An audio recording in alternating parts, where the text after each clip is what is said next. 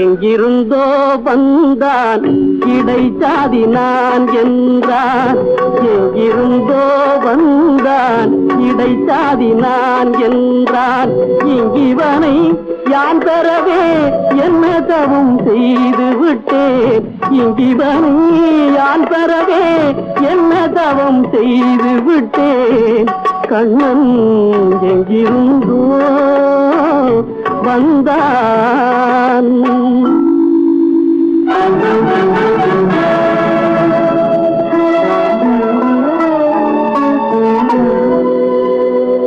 சொன்னபடி கேட்பான், துணிமணிகள் காத்திடுவான்.